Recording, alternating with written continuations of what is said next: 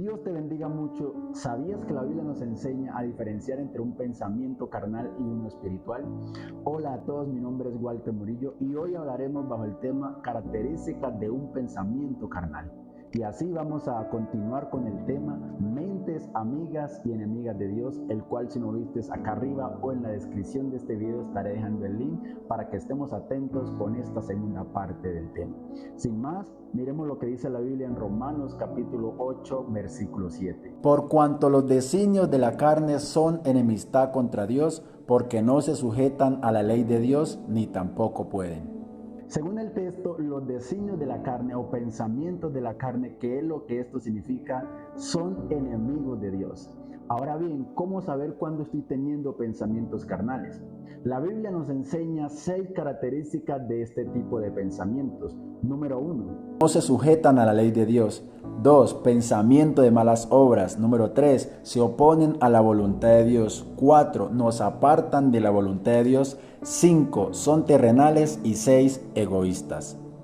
La primera característica del tema la vimos en el video anterior. Vamos entonces a mirar la segunda en Colosenses capítulo 1 versículo 21, versión Reina Valera actualizada. Y dice el texto de la siguiente manera: A ustedes también, que en otro tiempo estaban apartados y eran enemigos por tener la mente ocupada en malas obras, ahora los ha reconciliado. Esta segunda característica del tema pensamientos de malas obras, vamos a explicarla a partir de algunos ejemplos bíblicos para su mejor comprensión. Número 1. Judas pensaba en cómo entregar al Señor a los sacerdotes, los fariseos en cómo hacerle caer por medio de tentación y también cómo entregarle a muerte. Entonces, ¿será que en algún momento hemos tenido pensamiento de malas obras?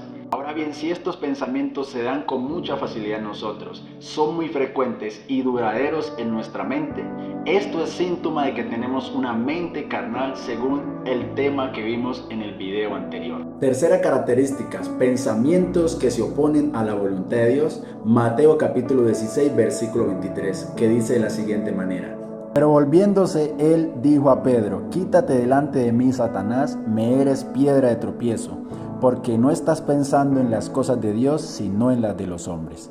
A simple vista, el pensamiento del apóstol Pedro no tiene nada de malo. La pregunta es por qué el Señor lo reprende llamándole Satanás.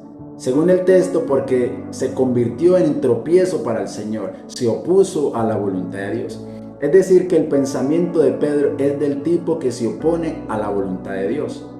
Entonces, ¿cómo podemos ver esto en nosotros? Ejemplo, cuando Dios nos habla por medio de un sentir y al instante se levanta un pensamiento que se opone al divino. Ahora bien, si esto se da en nosotros con mucha facilidad, frecuencia y permanece mucho tiempo en nosotros, es síntoma de una mente carnal.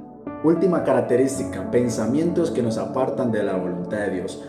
Números capítulo 13, versículo 31 al 33, y dice el texto de la siguiente manera: Mas los varones que subieron con él dijeron: No podremos subir contra aquel pueblo, porque es más fuerte que nosotros. Y hablaron mal entre los hijos de Israel de la tierra que habían reconocido, diciendo: La tierra por donde pasamos para reconocerla es tierra que traga a sus moradores, y todo el pueblo que vimos en medio de ellas son hombres de gran estatura. También vimos allí a los gigantes, hijos de Anán, raza de los gigantes, y éramos nosotros a nuestro parecer como langostas, y así les parecíamos a ellos. Dice el texto que los hombres que fueron con José y Caleb a reconocer la tierra prometida tenían un pensamiento de sí mismo, y era que se veían como langostas, insignificantes para los de la tierra de Canaán por los gigantes que habían en ellos. Es decir, que este tipo de pensamiento les impidió alcanzar la voluntad de Dios, que era conquistar la tierra prometida.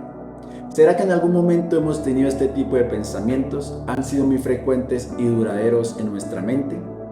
La Biblia nos enseña en Romanos capítulo 12, versículo 3, ninguno tenga más alto concepto de sí mismo que el que debería tener, sino que piense de sí con cordura conforme a la medida de la fe. Es decir, que no tengamos pensamientos de superioridad e inferioridad.